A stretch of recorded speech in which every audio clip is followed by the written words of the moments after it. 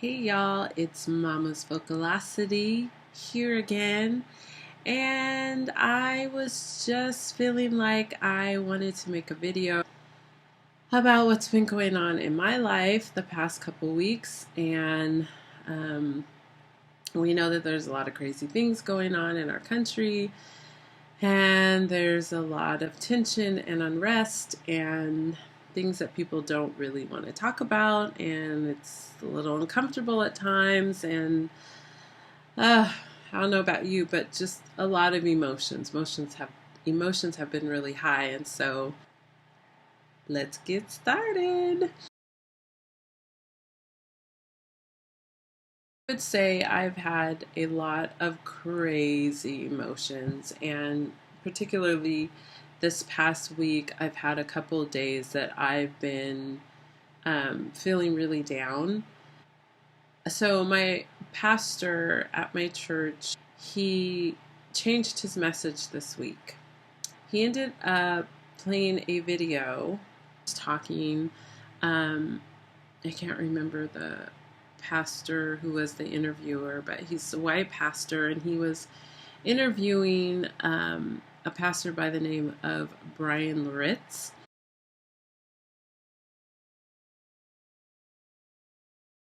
He basically did an interview just discussing about racism and what's going on in the world, and rioting and the looting, and how it affects the church and how it affects Christians.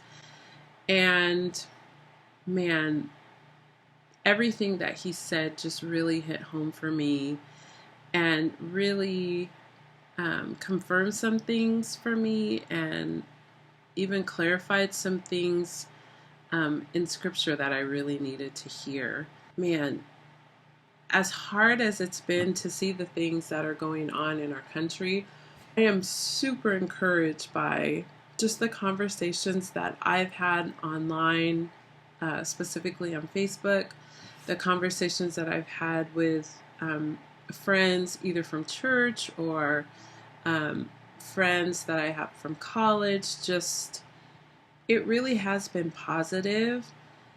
Um, I think the thing that's heavy for me, it's really a good thing. It doesn't feel great in the moment, but it's a good thing because this season of really recognizing racism in our country, and specifically how it affects the African American people, it's in me, this it's created a freedom in me to be more vocal and to speak out about things that I have experienced. And I would say that I've not necessarily experienced like racial profiling. Um, I haven't had a run-in with cops and felt like I was being treated unjustly. For the most part, I grew up with African American parents, and I had an older sister and a younger sister. And when I was born, we lived in Huntington Beach, and we were probably in a small apartment. And then we moved to a house in Ontario, and I grew up in that house. And in high school, we moved to a different part of Ontario and moved into a brand new home that we got to see built. Um, my parents remained married until my father passed away last year. So that was 44 years, 44 years. We went to church every Sunday. We went to church every Wednesday. Whenever it was Martin Luther King's birthday, we would always attend a predominantly African American church out in LA, and we would, celebrate Martin Luther King's birthday that way. but even living in Ontario, we went to, the public school around the corner, which was diverse, probably leaned more towards Hispanic. But we went to, I grew up going to predominantly white churches. And at one point, we went to a Christian school, and that was predominantly white.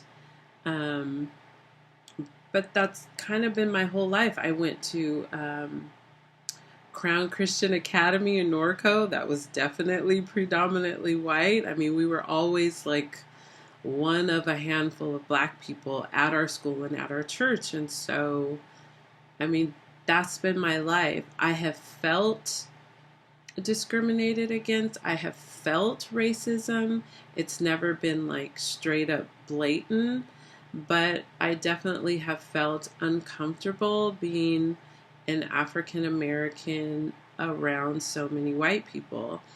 I was just sharing with my life group today, like when I was in college, the university choir and orchestra that I was in, nobody really thought about it, but I was the only Black person in the choir for 2 years.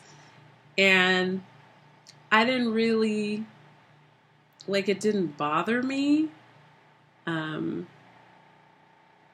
It didn't bother me. I'm sure I thought about it, and I thought about it more after I graduated, but I didn't really think much about it because I just kind of grew up being around white people all the time.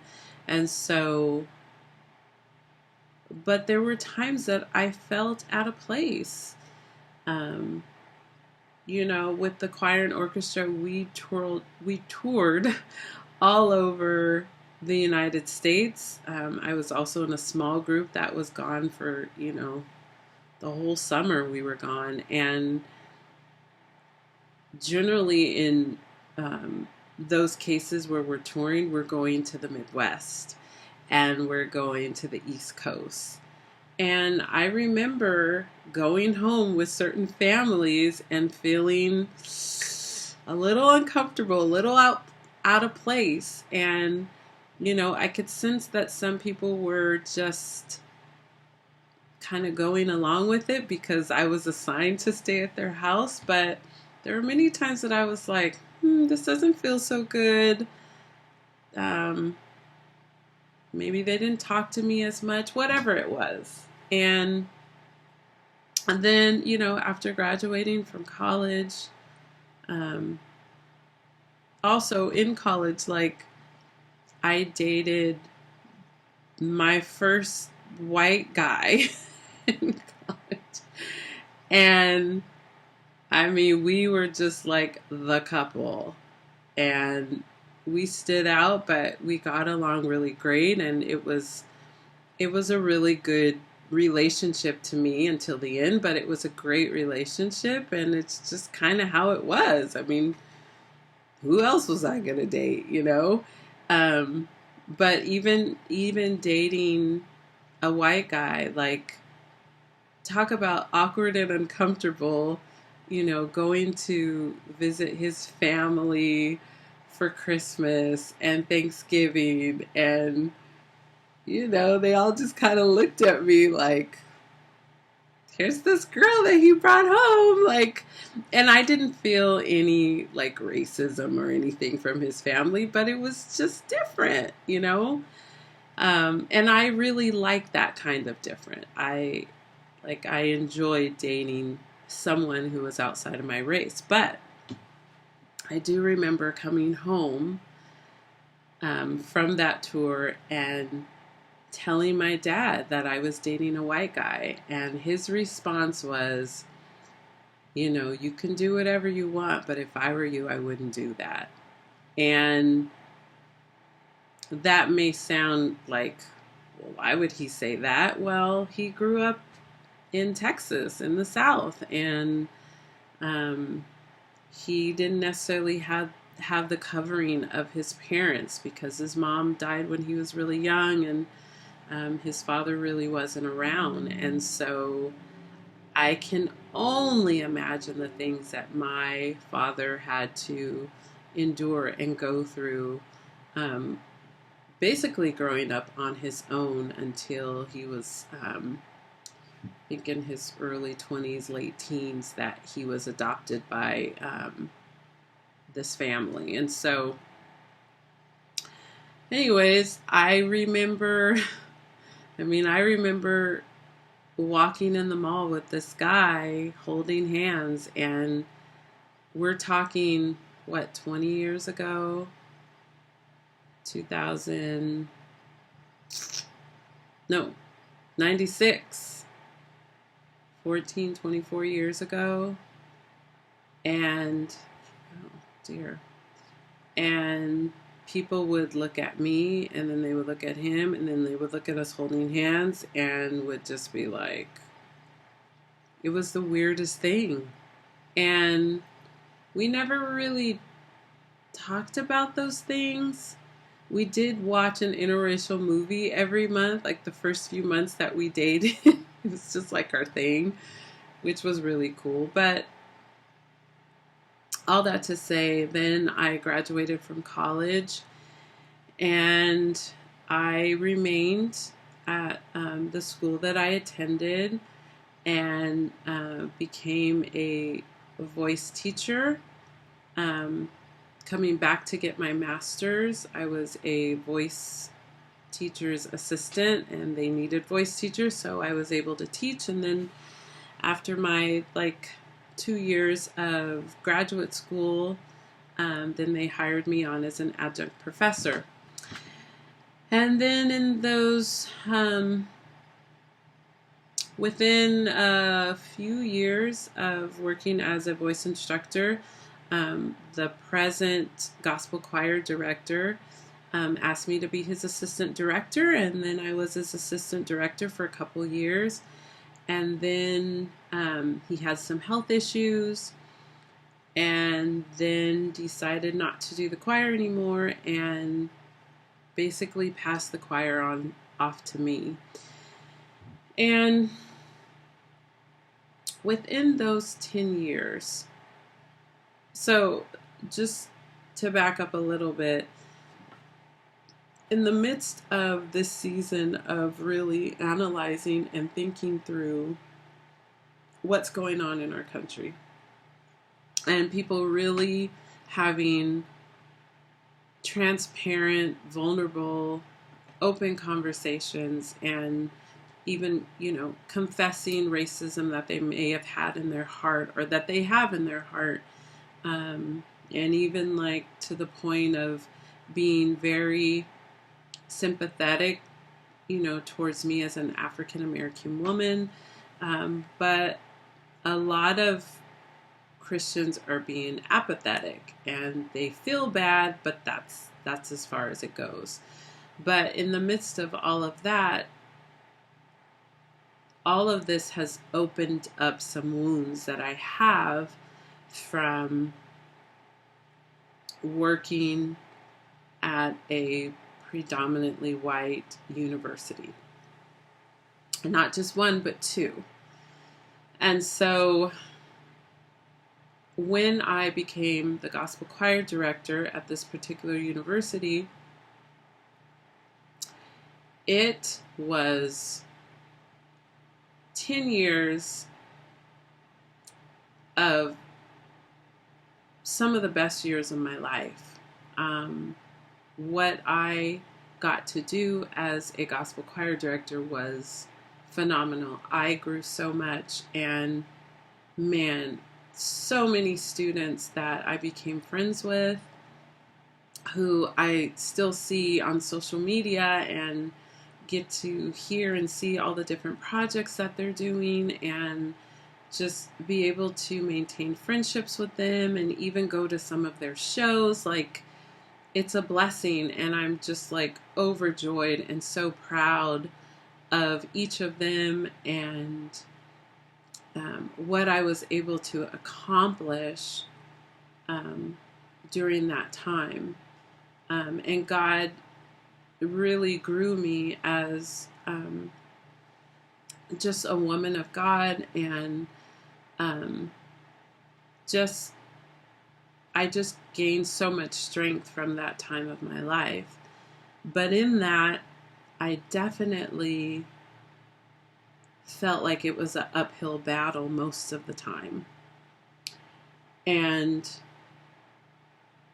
I would jokingly say to my African American friends, "Can I play the black card now?" And they would just be like, "No, Letitia, you can't. It just, maybe it's this or maybe it's that." And many times I felt like things were unfair. And unfortunately, in that, I would resort to thinking that I just wasn't good enough as the other directors in the School of Music, and my musician level wasn't high enough, and the way I ran the choir and the things that I did were just so different that it just didn't fit. And it's unfortunate that I turned on myself in those times where I felt that things were not fair and unjust.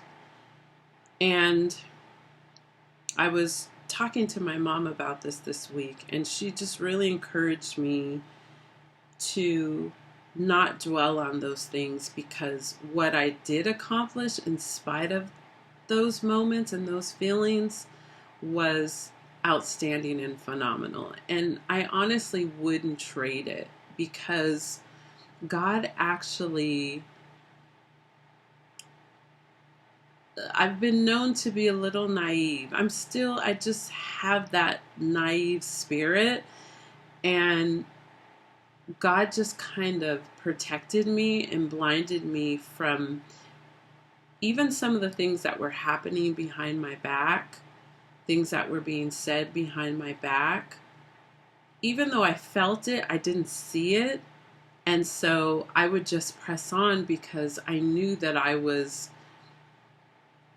living out the purpose of which God had for me. And it wasn't about what other people thought, it was about me doing my job and doing it to the best of my ability, and teaching my students, creating a space where, not in spite of, but just having a different cultural background musically, that they could come into my choir and learn the culture and the passion, and just have a love for gospel music. And I feel like I did that 500% in spite of everything else. And I mean, just a side note,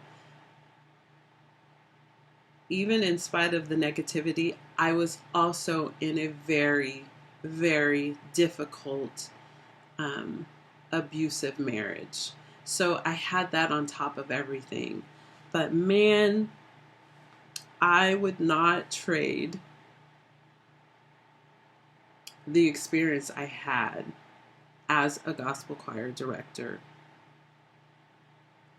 My students, man, I saw them do incredible things. I saw them lead in incredible ways. I saw them touch the hearts of our audiences and fans who came and supported us wherever we were, and always came to our concerts. I mean, we would easily have 2-hour concerts. I mean, the praise and the worship would just go on. And it really made me uncomfortable, because it wasn't supposed to be that long, but I would just pack so many songs in there, and then we would have these beautiful moments, and I would, have students talk in between. I mean, it was just a beautiful thing, and people loved it. and they didn't want to leave, and they didn't want the concerts to end. And I mean, we had people fill up all of um, the recital hall that we were in, and then there'd be people sitting on the floors, and I would be freaking out because I'm like, this is a fire hazard, people in front of exits. And I mean, it was crazy, but it was an amazing time, and I wouldn't trade it for anything. And even when I would endure emotionally painful things at home, and it generally would happen. I mean, it generally happened every day, but it would specifically happen on the days that I had concerts, um, which would end up being a distraction to my heart. But man, once I hit that campus and met up with my students, it just all went away. And so, in this season of really reflecting on racism and all of that, a lot of those emotions have come up. And it's nice that I can finally feel free to talk about those things and not have people tell me, oh, well, it's not that. No, it can't possibly be that. Or I'm not racist. Like, you and I are friends, and I have friends of all kinds of shapes and different shapes and sizes and different colors. And oh, I don't see color. And anytime I would express how I felt about mistreatment in my job, because the school that I worked at was predominantly white, most people would say, oh, I'm sure it's not that. And they would compare their situation to mine. And it's just so freeing in the season to just say, it was what I thought it was. And that's okay, because God absolutely carried me through all of that and did amazing things because I was obedient to what he wanted me to do. And, you know, he blinded me from a lot of things, like I said. One instance in particular where I felt like God blinded me, I always liken it to being little Red Riding Hood. Like, that whole period of time, I was just skipping through the woods, just like, this is what we're gonna do. There's no reason why we can't do it or shouldn't do it. So probably 3 years before I resigned from that school, I set in my mind that I was going to take my choir on tour. And we were never afforded to go on a tour. It seemed like other choirs just kind of had that right. And it's not that we didn't, but it just seemed harder for us. But a lot of things were changing during that time. But I had just determined in my mind we were going to go, and whatever it was going to take to go, we were going to do it. And man, there were a mountain of obstacles. And, you know, we were performing choir. And the other groups would go on tour, but it just always seemed harder for my group. And this particular time that I took the students to Florida, and then I took them to the Caribbean, to St. Croix. It was, I mean, I remember being in my office at like midnight trying to book flights and book gigs and making itineraries. And I mean, it was crazy. It was just me and my assistant, who was from the Caribbean, so that was a big plus. But I remember after all those months of preparing for that tour and raising the money, each student, even having students like not do anything to raise money, we went. We made it, and I remember sitting on the bus driving to LAX. And one of my grad students comes to me and says, "Mrs. Ugweke, you can't even imagine the things that I have heard from students and staff about our choir going on tour." And she shared with me how, she'd be standing in the hallway of the school, and people would be kind of huddled in a circle, and people would straight up come to her and say,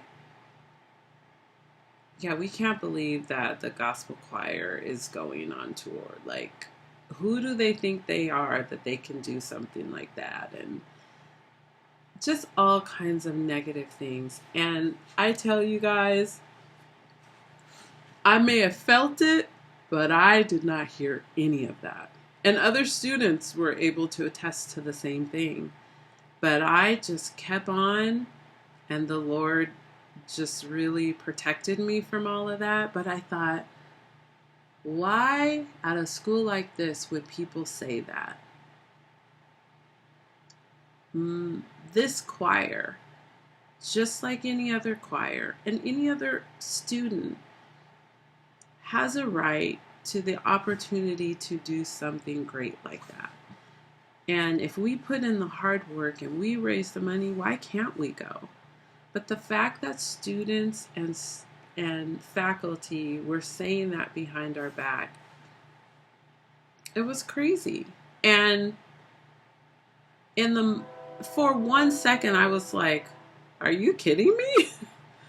But it didn't really stick because we were on our way, and we had difficulties like any tour, but the tour was a success. And I'm just so grateful that God protected me from that. But I experienced different things like that, things that you probably wouldn't believe. And it's just nice to finally talk about those things and not feel like I'm being dramatic about it or it really wasn't that. I mean, I remember wanting to put on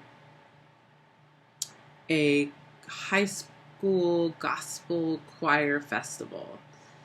And at this particular school that I worked at, they had a high school festival every single year. It had been going on for many years, and I thought, wow, this would be so great to do something like this with gospel choirs from different high schools. There's so many gospel choirs, probably more so in high schools than in universities.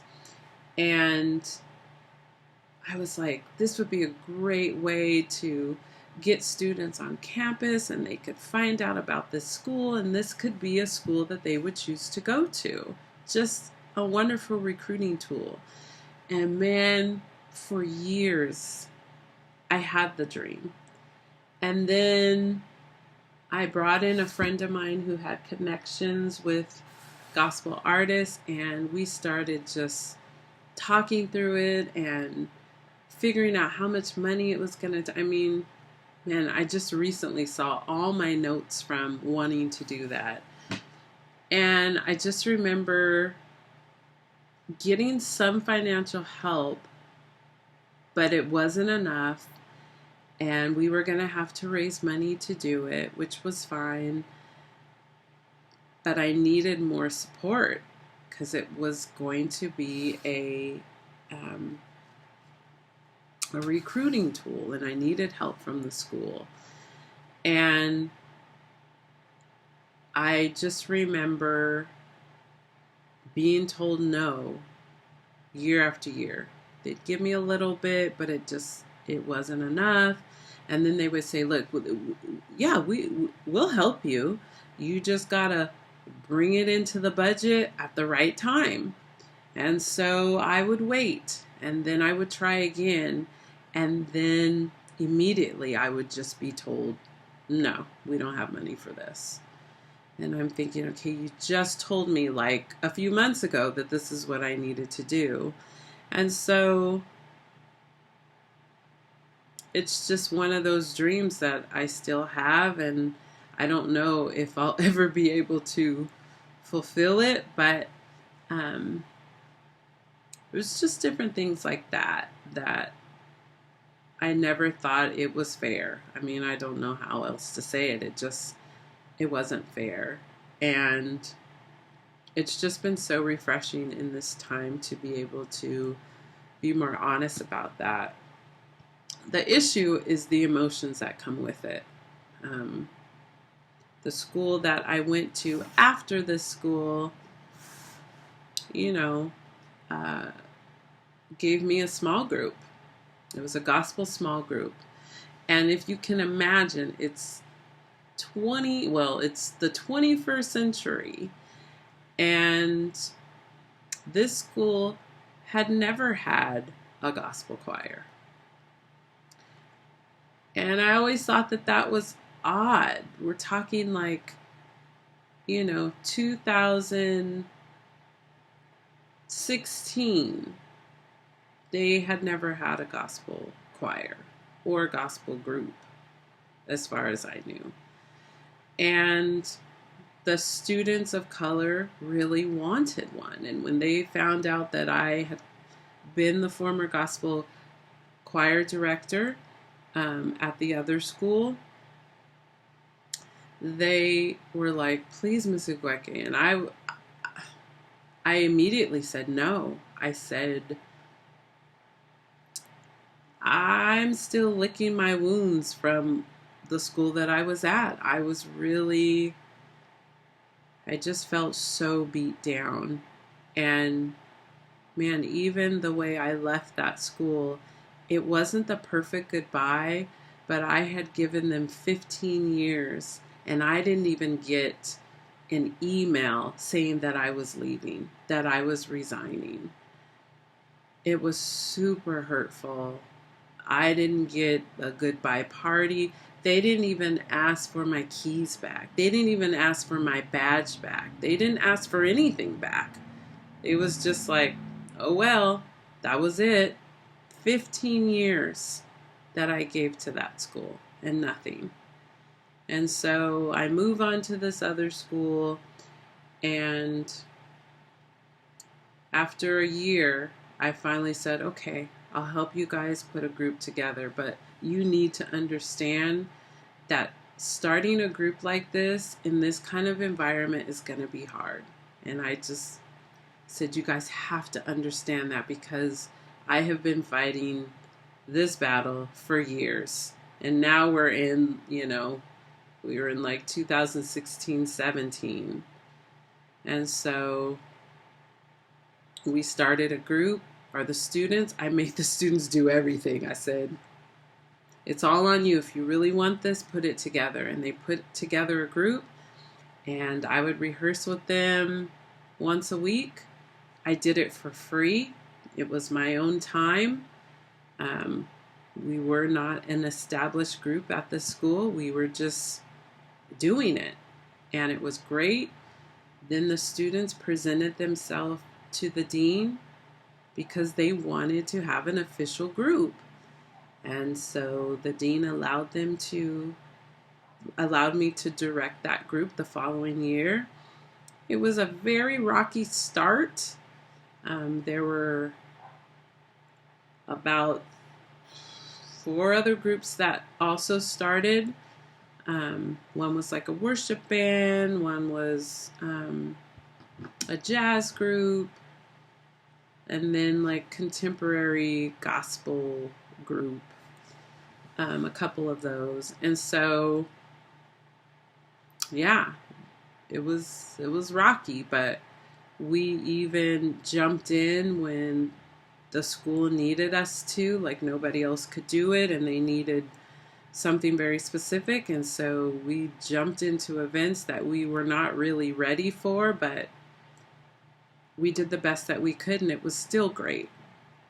And so I did a year of that group, and then the following year, I wasn't even given a proper, so we're not going to continue with this group.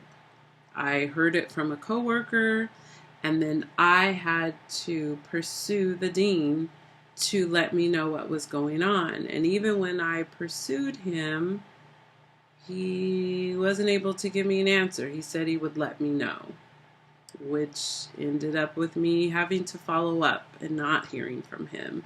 And eventually I was told that my group did not fit that school and what they wanted or whatever.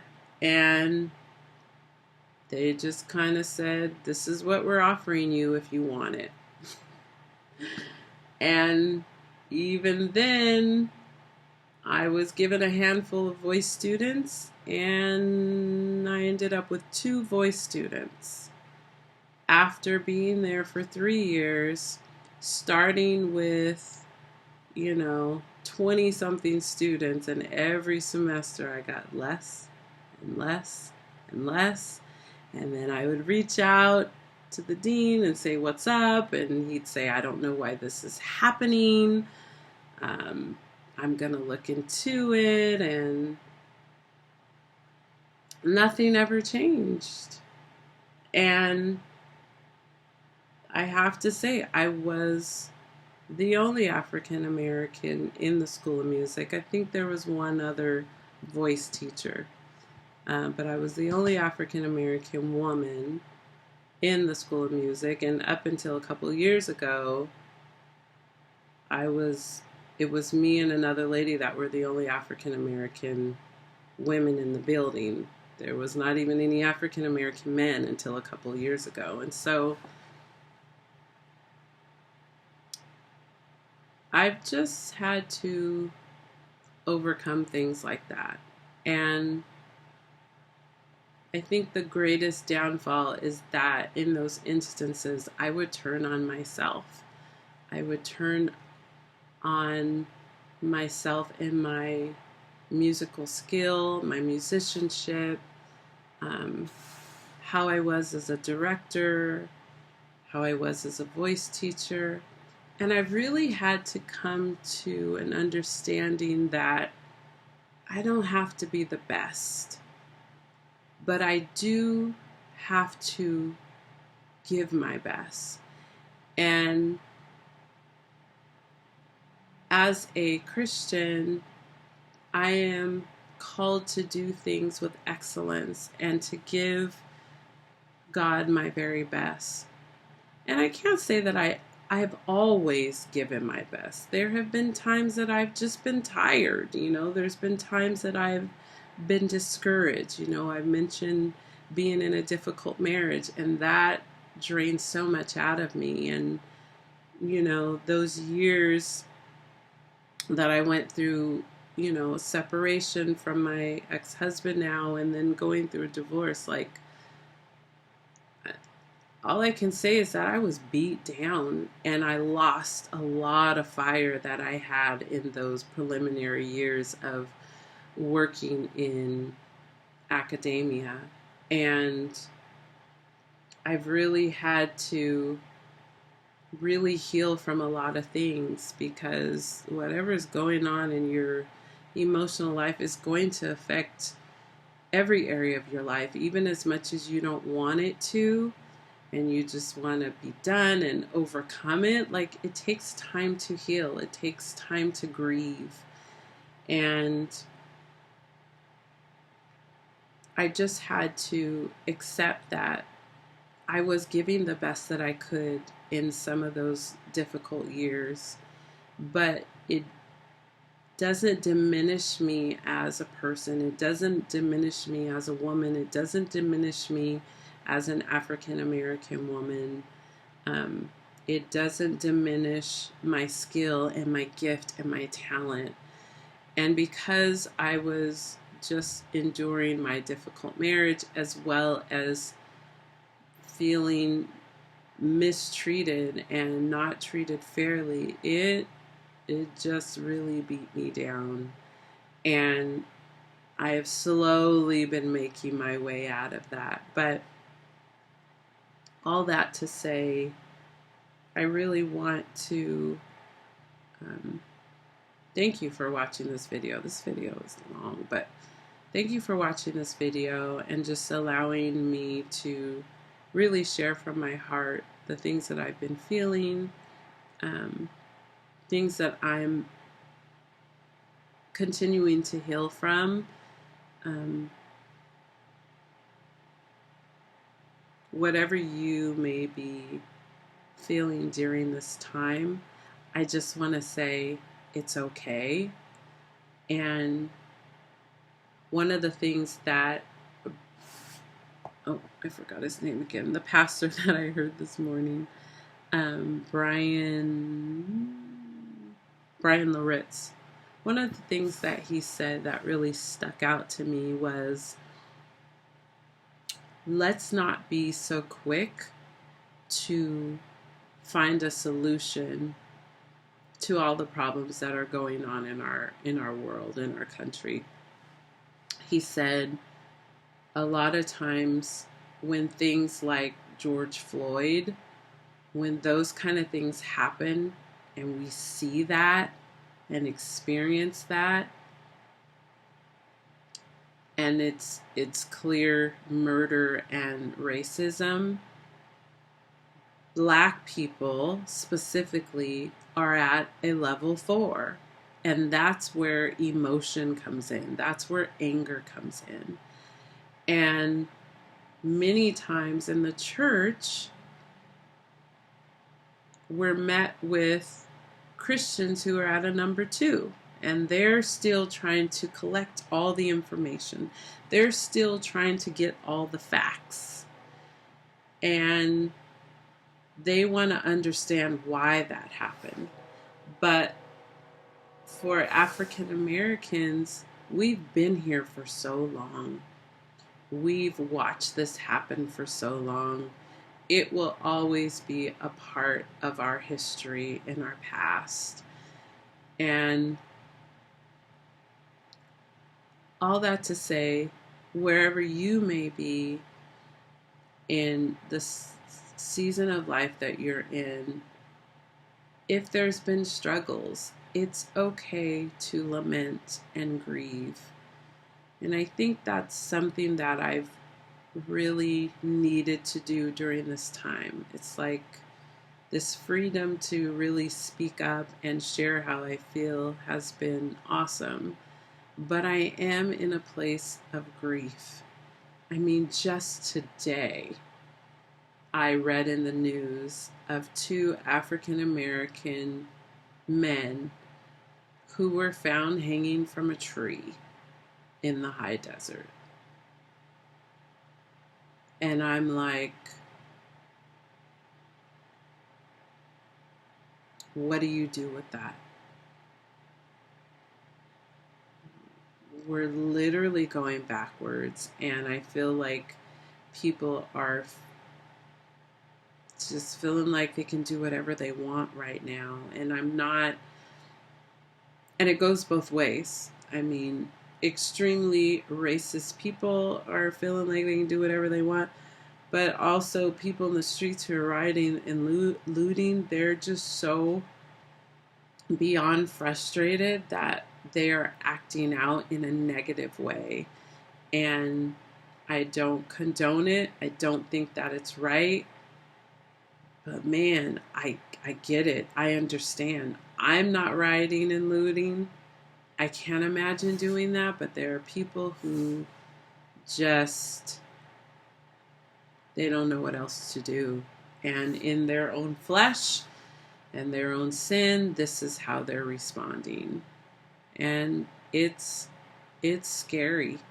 It's scary. I mean, my son is visiting family members, and after reading that today, I'm a little frightened.